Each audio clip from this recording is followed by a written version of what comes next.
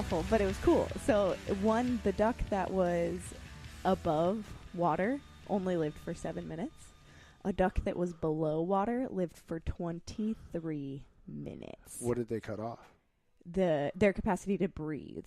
So ties them around their neck, or I don't remember exactly how they suffocated them essentially, but saw how long they'd live without the capacity to breathe.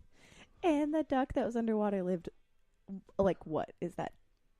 18 minutes longer, 17 minutes longer. Because it already realized it didn't have air, so it was like, whatever. Apparently there's like these sensors that going underwater cuts off that affects your capacity to like push further. That's why like all of the records for like underwater breathing, they're usually longer when your face is submerged in the water than when you're above water, because there's like sensory things that are cut off underwater. This is Endure? Yeah. The book? Yeah. I was going to pull a couple things from that too. That's crazy. What's up, guys? We are back. Coach Strengths Podcast, and we're talking about mindset today.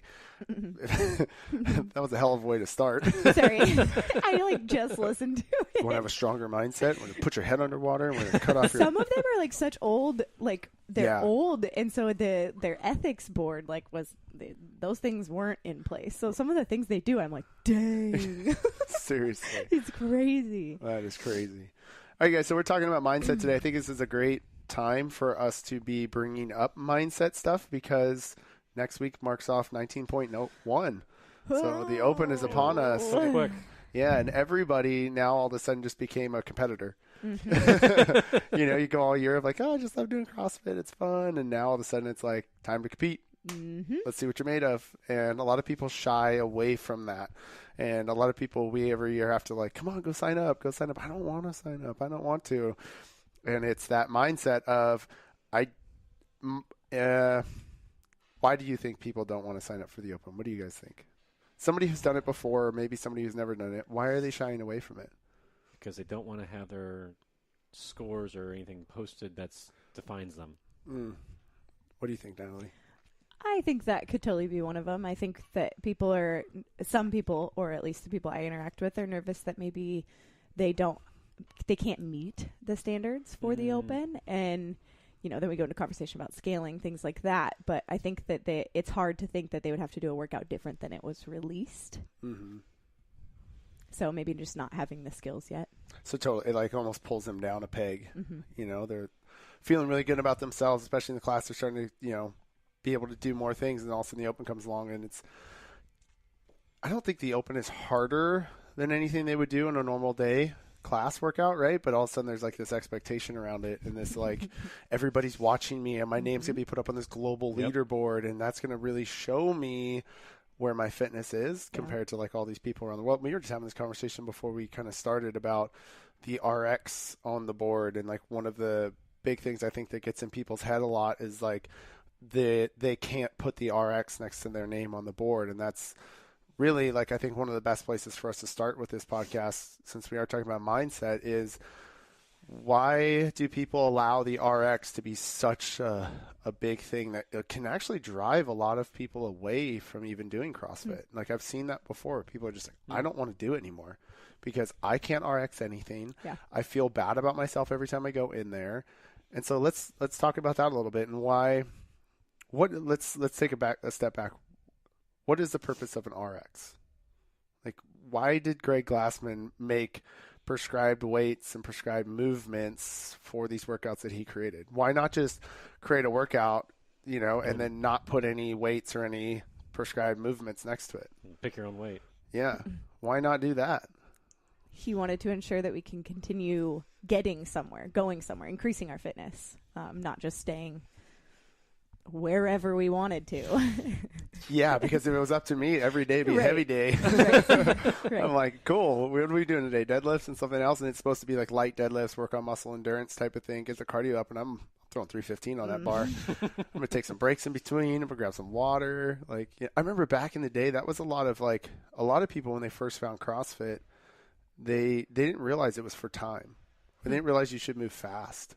Because everybody just went in the gym and moved slow and moved deliberately and did what they were supposed to do. And so I remember a lot of people would do like Fran, for example, and it would take them like 30 minutes. Dang. because they would do like, 3 or 4 thrusters and they'd put it down and they'd grab some water.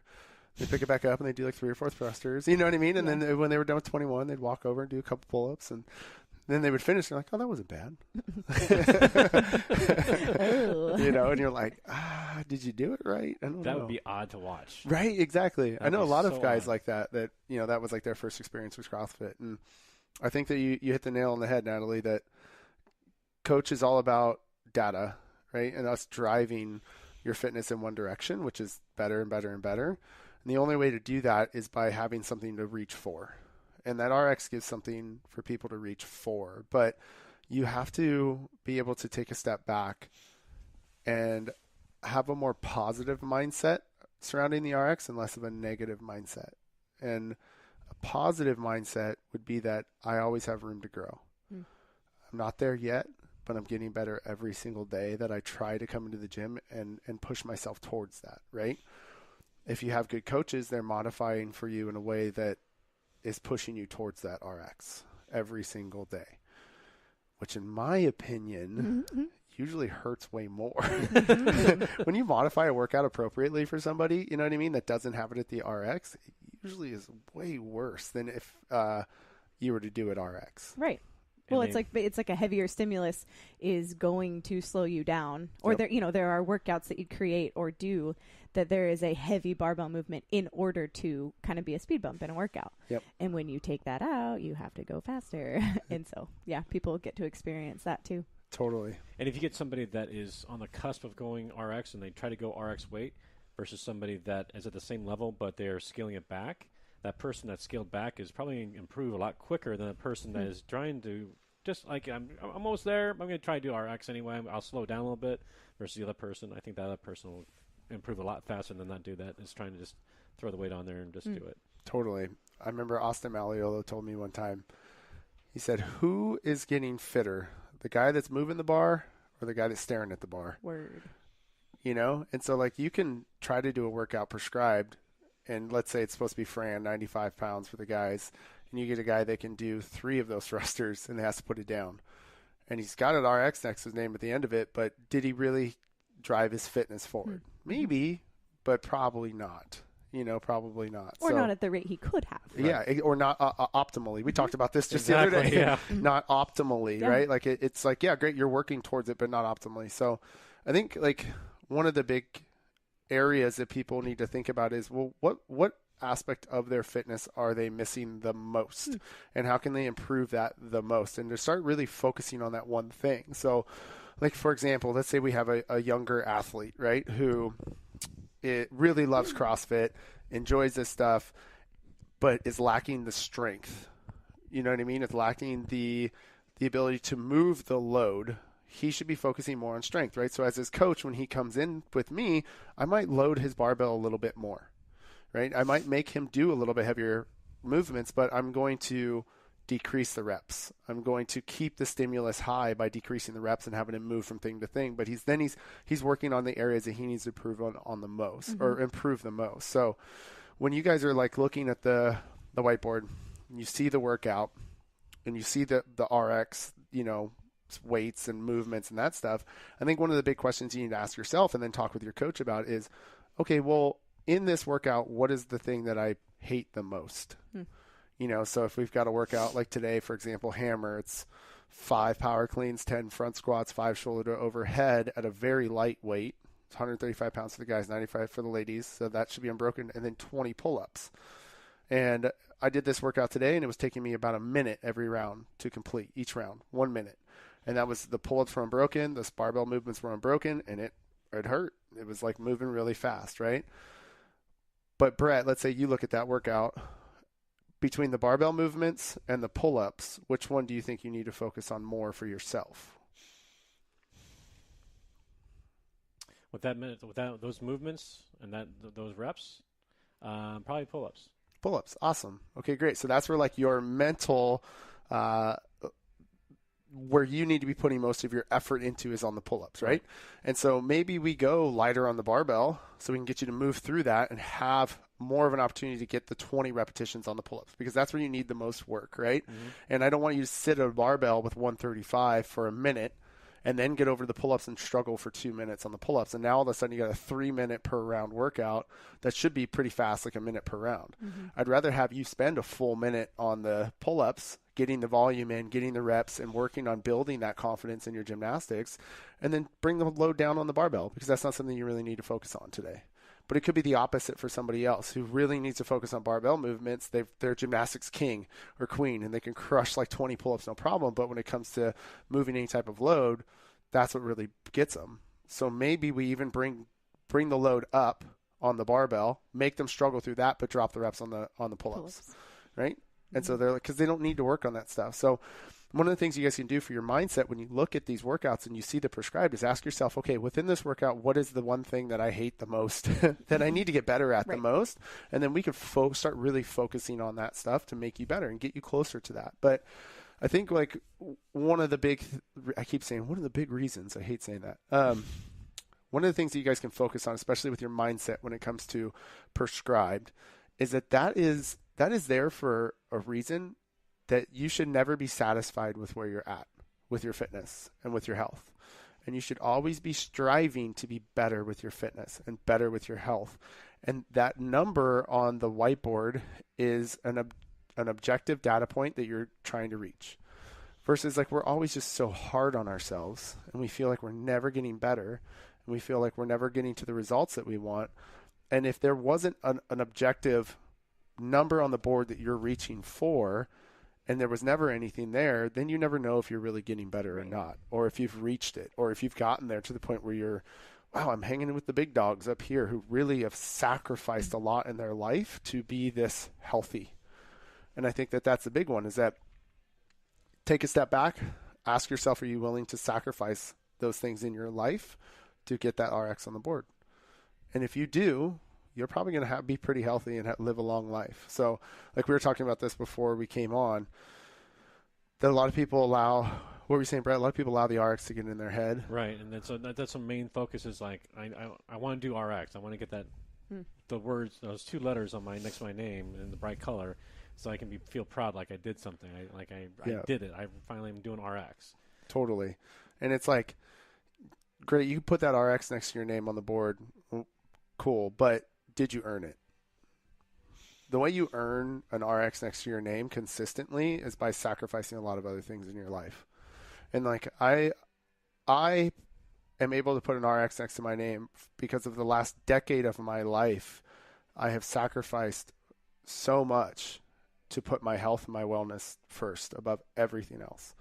Right? And like I've missed weddings and birthdays, and I've gone to bed when everybody else is going out, and I've made my life really surrounded by how good and healthy can I be. You know what I mean? And that's something that either you're willing to do and you're going to do, or you're not. Ask yourself that tough question. Is that something that I'm willing to do? And then if you're not, there's nothing wrong with that either. Like, I'm sorry, but like nobody wants to, not nobody, but a lot of people don't want to live the life that I do. Right. Which is very like, I wake up at 5 a.m., I get in a cold shower for 5 minutes. I breathe in a cold shower, and I recognize how lucky I am that I have hot water. And I get out and I brush my teeth, and I ROMWOD in the morning, and I drink tea, and I journal, and I make breakfast for everybody. And you know what I mean? And like my life is so surrounded by discipline and staying in like the now and making sure that I'm doing everything I need to do to be the best version of myself. That, I mean, I don't know if that's healthy. But it's what drives me and what makes me feel the best about myself. And somebody else, Megan, the whole time I'm in the cold shower, the whole time I'm ROMWODing in the morning, I'm journaling and stuff. What's Megan doing? Sleeping. Yeah, she's sleeping. Yeah. And she's like, I'm not doing that. That doesn't make me happy. Mm-hmm. That doesn't drive me to be like better. She's like, I want to sleep in my cozy bed, and then I want to get up with my cup of coffee and my robe, and I want to turn the heat on, and I want to, you know what I mean? And I want to, and that's what makes her happy. And so, but she's also recognized that like, okay, cool, but that means I don't get an RX next to my name. You know what I mean? And I'm cool with that. And I think that that's like what people have to be like okay with. And so talking about the open, for example, have fun with it. Like, enjoy it. Like, it's just another opportunity for you to like get together with friends and throw down and suffer a little bit and then have a beer afterwards. And you don't have to do the RX version of it. You don't even have to do, it doesn't matter. It's just like, just have a good time with it. Totally. So when people come into the gym and they see your score, like say for instance today's workout, you did it in what, 11:30? 11:09. 11:09. Get it right. I fought for that. So should athletes come in and look at the workout, look at the weights, look at the movements? Should they ask themselves, should they look at it and say to myself, I need to get that time and scale my reps or my weight down to get the same stimulus you reached? Is that something they should look at for? Great question. I get this question a lot in the level ones. So when we talk about Fran a lot when we do this. So what's an elite time for Fran? 2 something. Yeah. Under 3 for sure. Even sub 2 for some, right? Yeah. What's a normal elite time for Fran? 5. 4. Yeah, 5, 6, 7 minutes in that range. And that will get the same stimulus, right? Mm-hmm. That 5-minute Fran for somebody who's pushing really hard on it feels like a 2-minute Fran for an elite athlete, right? And so when you look at like somebody who's at a regional games level athlete, they have dedicated their lives to this thing. And they have pushed their body to a point that 99.9% of the rest of the world will never get to. Mm-hmm. And so no, my answer to that is no. Nobody should walk into this gym and try to get 11:09 on today's workout. They should look at everybody else on the board, and they should see the average time of everybody else on the board, and they should try to beat that average time. Because that's the stimulus. That's really what it is. You're going to have outliers in everything that you do, not just in CrossFit, but in the world. There's going to be outliers of people that are just like way over here, whether that be in education, whether that be in the military or whatever it is. There's always outliers. Don't worry about those outliers. Worry about the general population. Find that average time and then try to beat that. Or the time cap that's set on the workout. Exactly. Yeah, or the time cap that's set on the workout for sure. Because usually those are thought to get you to the intended stimulus. Mm-hmm. Yeah. So me and Natalie are reading a book right now called Endure, and it's amazing. It talks basically about the correlation between what the body is capable of and what the mind actually keeps it from doing. So it's like our mind is our central governor to the body, basically. And so like in when was it, 1850 something, they started doing VO2 max tests, right? And that's when they first figured out like the whole idea behind VO2 max, which is how much oxygen can you take in and utilize basically to create energy. And it was basically written down as fact that your VO2 max is your athletic potential. And so the higher your VO2 max is, the more potential you have to be faster, stronger, or whatever it may be. And that was just considered fact for forever. And then 1940-ish, when people started breaking the 4-mile record or 4-minute mile record, they started going like, well, this is weird because all of these guys have almost the exact same VO2 max, but why was that guy able to beat all of them and maybe even had less than ideal VO2 max compared to the rest of the guys? And they were saying it all is basically coming down to the brain's ability to allow the body to do what it wants to do. And so that's what we're talking about with the duck, right? A little bit more. Put the duck under the water. Yeah. This is how we're going to start training people when they come to CrossFit. Just bucket out back. I'm going to strangle you and put you under the water. Perfect. It's the ability for us to recognize that we can do almost anything that we want to do. And specifically with our bodies and our mindset, and the ability for us to have a positive mindset in everything we do will positively affect our performance. Whether that be performance in the classroom, performance in the gym, performance at home, it doesn't matter. Mindset will always be what makes that better, is basically what they're saying. So somebody's ability to suffer, for example, will always drive adaptation in the fitness realm. It's like what Megan always says about me. She goes, she says, you're not very fit. She says, you're just crazy. And I would say that that's very true, because there's been plenty of workouts where I've worked out next to the fittest people in the world and beaten them in workouts, and I can't move for 30 minutes after. But they're walking around ready to do the next workout. Because they're way fitter than I am. Their body recovers way quicker than I do, but I'm willing to die for a rep. I'm willing to die for an extra, you know what I mean? And so and a lot of that comes with just like, I think, what was your life like growing up? You know, was it tough or was it not tough? And I think the more mentally tough that you are, the easier it is for you to go to those places and to push yourself to those things, right? And so that's one of the reasons why I can now, like, ride an RX next to my name almost every time, because it was like, cool, I'm willing to die for that. Like, let's go, you know? And whether that was good or not back in the day, who knows? But if we can take away the idea that I will never be able to, and replace it with I'm not there yet, I think that will help a ton of people when they're coming into do the workouts or coming in to do the open or anything like that. It's like, I'm not there yet, but I will be. In Endure and in just psychology classes that I've taken throughout my life, in one of the studies they talk about in Endure, and I can't cite exactly who did it and what, but they showed a series of, and they use cyclists a lot in the book. Yeah. So they showed pictures, like subliminal pictures, like very fast pictures. Yeah, I was going to talk about this. Yeah, to these patients, and they were like so quick that you can't even really tell whether or not, like, what the picture actually is. And they would show them negative face pictures, so pictures of people with sad faces or like different kinds of faces, and then people with happy faces. And I'm telling you, these are like clips that you couldn't even like repeat what they were, but these people saw them, and there was a complete decrease in performance from the people who saw the negative faces, and the people who saw the positives, there was an increase in performance. And I don't remember exactly how they were doing it, but that is extremely, like, as I look at what I've accomplished in my life and even the different workouts that I go through daily, like, I experience that all the time. If I allow my phone to be on the floor with me and my husband texts me something that's going to stress me out and I look at it and then I do the workout, I guarantee that my workout is going to be slower, or I'm going to think more about that than I am about what I'm doing, versus if I went into that, you know, positively self-talking myself and like having a purely positive mindset going to that workout, I'm going to see different result from that. Yeah. I've got the book out right here. Actually, it was Samuel Marcora, who he asked 16 volunteers to complete a pair of time to exhaustion tests on a stationary bike.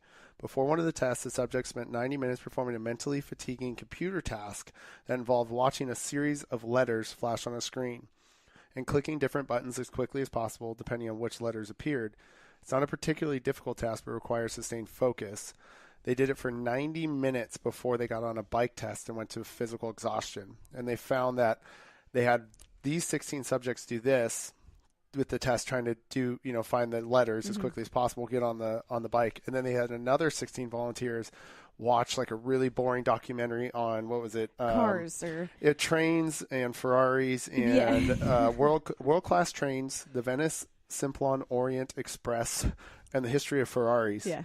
And they just sat there and watched these two documentaries and then got on the bike and did the exact same test. And the people who had to do the mentally exhausting test beforehand performed 15.1% better than the ones who did the test that was like, or watched the like world-class train like documentary, performed 15.1% better than the people who did the mentally exhausting test beforehand. Yeah. So a little different than what I was talking about, the positive versus negative, but that's even more applicable to life, right? Yeah. Because how mentally exhausted are you every day when you come into a workout? You're making so many decisions in your day too. Yeah. Like that's like one of the hottest topics that I will find myself talking about with clients about meal prep. Is like I meal prep, because I am an athlete and that's what I do. But mostly I meal prep because I know how many decisions I'm making in a day, and if I have to make just a few less decisions, I know that I'm going to function better. Yep. I know what I want. I know where I want to go, and I know what I need to do to get there, and I need to make less decisions to make that happen. Yep. And that's almost more important or applicable to this setting, because not everyone is a Natalie or a Wes. They're not training. Maybe we're anomalies because Wes is a business owner and he makes a lot of decisions. But like versus an athlete who's just training during the day. Like, these people are coming in from, I don't know, you're a CEO, you're law enforcement, you're a nurse, you saved someone's life today. Yeah, totally. You just stood outside of Denny's and made sure that someone didn't die. You know, like, you have made all of these decisions that may or may not have saved another human's life. And then you're coming into the gym. Like, we just find ways to eliminate some of those decision-making processes so that we can still perform. Man, that would be like a really cool test to do with somebody, is like take a normal mom or dad, take a nurse, take everybody, and just have them like keep a tally mark of every time that they had to make a stressful decision during their day. Like, every time they got stressed out or they had something happen, like, just make a little tally mark and then see how that correlates to their workout performance inside the gym. I'm sure it's done.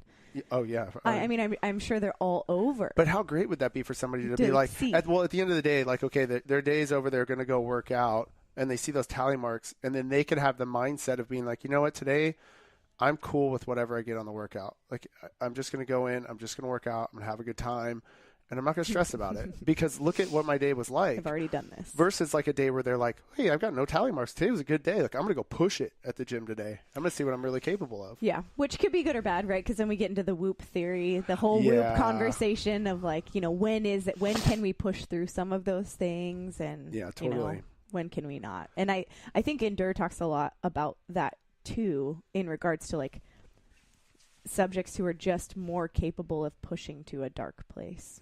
And what do you think, sorry to interrupt you, what do you guys think makes people like able to push there or not?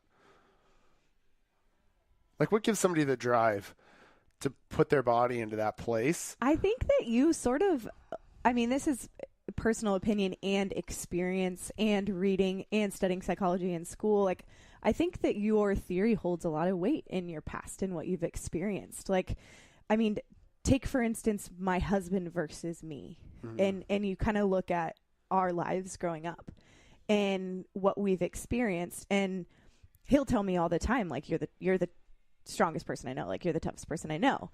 And we look at our differences, like our backgrounds and kind of like what we've gone through, and they're different. Like, they're very different. He didn't know death until much later in his life. I was acquainted very clearly with it from a really young age.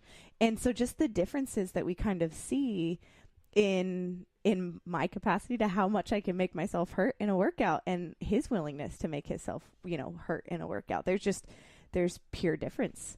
And I think I think even neurologically, like, if you were to look at my brain, it probably looks different than someone else's too. Like, I think that there's weight behind that as well. And just what you're willing to do and what's not so surprising to you. You know, I've felt pain. I've felt way worse pain in real life than I have in a workout. Word. And sometimes I have to call on that. Like, I'll get ready for a workout, and I think that's why the open and why qualifier workouts, they give me a little bit of anxiety, because I'm like, oh, frick, I gotta use some of that. Yeah. Like, I have to use some of these painful experiences to push to dark places. Because when it starts to hurt, you go, this isn't as bad as, and then you think about that thing that was really bad in your life, and then it's like, ooh, okay. Or like, I did this once. I can for sure do this. Totally. And sometimes it's insane. You know, sometimes it's crazy stuff. Gave birth to a kid. Give birth to a kid. Yeah. You know, things like that. And I call on that stuff all the time. Yeah. Or like even emotional stuff. Like I'm more likely to push on something thinking about someone else's emotional experience to something else or something they've experienced. Like, that just gives me the capacity to go a little bit further. So, totally. Well, that's that conversation with like the lizard brain versus the rest of the brain, right? Like the lizard brain is technically only 2% of our actual brain, but it's what houses all of the deep emotions of our lives. So it's the I can'ts, the I'll never be able to's, this is the most worst thing that's ever happened in my life type of things that go through your head. That's your lizard brain, but it overpowers the other 90% of your actual decision making brain really quickly. So do you think that part of that is that when somebody goes through those tough experiences early on in their lives, they build really thick highways in that lizard brain because they're really emotional things. And so it's easier for them to pull on that when they're in the middle of a workout versus somebody who doesn't. Somebody who's had a really good life and didn't go through a lot of like struggles and that kind of stuff, didn't have death in their life early, that kind of thing, that it's harder to pull on those emotions and go to there because they're just not there. Which is a good thing. And there's anomalies in both regards. Like, it's important to note that some people who grew up, like, it's a super awesome life. Like, they're incredible athletes. So it's always important to note that, like, there are definitely outliers in these circumstances. But they play a huge role. Totally. I think the more I know about my brain's capacity, the harder it makes me push, too. Like, just reading and learning and learning the connection from my brain to my body, and the fact that when I feel like I've done too much, my body still has like 60%, like a ton more to go. I think there's been a ton of studies that show about 60%. When you reach that moment where you're like, I can't do another rep, you can still go. Usually you have 60% more in you. Well, and like even. And you brought this up, but birth, like giving birth, like I had to inform myself 100% before I gave birth. I'm already a little bit neurotic, but I had to like know exactly what was happening in order for me to decide that I was going to give birth to my daughter in my living room. You know, like it wasn't just like, I think I'm going to do a home birth because that seems cool. It was like, no, let me learn everything there is about giving birth to a baby, what stages women go through.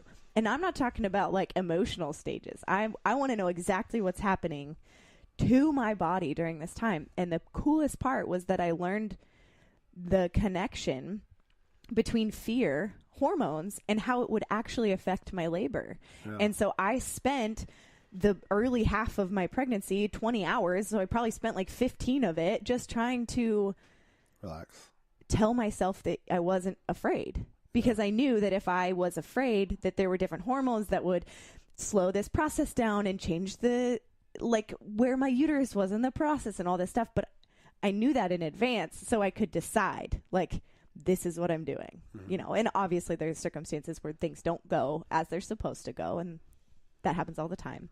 But I had to know that, like, what I was thinking was going to carry over to what my body did. Yeah. And, like, now that's so applicable to my life in general. Like what I'm thinking about, like it totally changes what I'm doing, how I'm interacting, what I can push my body to, those kinds of things. And, you know, that's why one of the main questions when people are distraught about a workout, what's going on? What's going on in life? Like, did you sleep last night? Like what'd you come in thinking about today? Things like that. And people always have, like, I'd say 8 out of 10 times people are like, oh yeah, I didn't sleep last night, or I'm in a fight with X, Y, and Z, or, you know, and then it's like, think about that. Like that will change the way that you work and do things. Totally. So if we were going to give, let's circle back around to the Open is coming up, right? And people do need to get into a good mindset of this and realize that like the Open is like, what fires me up on the Open every year is just the fact that we get to bring together the community. Everybody gets to come together. We barbecue. We hang out. We just throw down. And you see people do things that they didn't think they could do. Yeah, all the time. You know, and it's like, why all of a sudden during the Open does that happen with everybody where they're PRing left and right, getting their first muscle ups and doing this stuff? It is because of the community comes together and lifts them up, right? And so if that's not a way to show you that your mind is capable of making your body do something, like, I don't know what else is. But if you guys were going to give one piece of advice to somebody who is either coming into their first Open this year or is maybe not thinking about doing the Open this year and we want to get them to do it, what would be that piece of advice you guys would give somebody?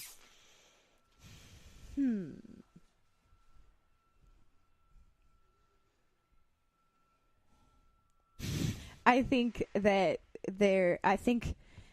if you're on the fence or considering, is this the right thing to do? I think that you will surprise yourself. Like, I learn that about myself every year. I'm a baby CrossFitter. Like, I haven't been doing this for 10 years, but I have done the Open. I've progressed further than the Open, and still to this day, every time the Open happens, I surprise myself. And I've been doing it for a while. And imagine like if it was my first open, like I surprised the crap out of myself. And I think that's I think that it can be fueling for the rest of the year, right? Yeah. And that's why I love the open so much. The open stresses me out mentally, but it doesn't, the excitement for it will always overpower the stress for me, because I watch people surprise themselves. Like every time it happens, people, like Sam got his first muscle up in the open last year. My husband got his first muscle up in the open. Yes. And it was like the sickest. Like we made it to regionals, but Sam got his first muscle up in the open. And it was like, that was so cool. And I think that people surprise themselves so much more than they think. And I guarantee if you're on the fence with signing up for the open, you're going to surprise yourself. It actually might be cooler that you are on the fence, because then you surprise yourself even more when you're able to complete those things. For sure. For me, I've done this. I can't remember how many times I've done the open now. 5 or 6. I've done it. I've gone through the whole thing. It's like doing an RX, doing the workout where it's like, oh, we get to the muscle ups and I stop. It's like, well, I've done it so far, and then I can't go any further. This is where I'm at. And I've done it scaled. They're both hard. Like you said, scaling doesn't make it easier. Yeah. You still push yourself as all hell. Seeing people, watching people hit PRs, do things that they never thought they could do. It's something that I think, you're going to be front and center with 10 other athletes on that heat that's going to go for this workout. There's going to be a little bit of that excitement, nervous, scared feel, but you're going to see some things that you didn't think you can do. You're going to experience that. So just it's a different feel than a class workout. Yeah, totally. So I think come in, sign up, and let's see what you can do. Yeah, I would build off of that and say, like, give yourself the opportunity to see what you're capable of doing. Like, you put yourself in that situation, and you're really going to see what all of your hard work all year has done, and it'll show and it'll pay off, right? And in those special moments, like Sam getting his muscle up, or somebody getting their first handstand walk, or somebody PRing their clean or double unders, or whatever it may be, like you'll see all your hard work all year really pay off in that moment, And I've never heard anybody in my life say that they wish they didn't sign up for the open. I've only heard people say, man, I wish I would have signed up last year. And then it's cool. You have like a data point every year to look at too, and kind of see like how you're doing with your life. So, yeah. Specifically though, I think one of the things I want to talk about real quick, like with our members at Coast Range, is that we are doing the workouts this year, Thursday night. So the open workout will come up 5 p.m. We'll watch it upstairs live, watch it come out, and then the 5:15 and the 6:30 class, that time after the 4 p.m. class is going to be for us to run heats and do the workouts right then and there. So if you're one of those guys that want to just like rip the Band-Aid off, don't want to think about it, and just want to do it right away, Thursday night will be your first opportunity. Fridays will just be normal classes all day, not the open workout, just totally normal classes. And then Saturday morning, 9 a.m. until the last person goes, open workout. And that's the way we're going to do it this year. It's kind of the way we've done it in the past. And so Thursday night, if you're planning on working out on Thursdays, just know that the 4 p.m. class is going to be the last normal workout. And then after that, it'll be the open workout. Fridays will be normal workouts. And then Saturdays, we're going to get together. The February 23rd this year, or this month, is going to be our first big, like 19.1. We're going to barbecue. We're going to hang out. We're going to do it big because we're also doing the fundraiser for the team is going to Brazil. So come on out for that, you guys. We got Lori Tamura and Irving Tamura are going to be donating all the food and doing all the barbecuing for us. And any of the money that we make for that barbecue is going to go towards it. We're going to be selling off some shirts that we're doing and stuff. We've got Sage Essential CBDs coming down, and she's going to have a booth here and be talking about CBD oils and all that kind of stuff and selling that.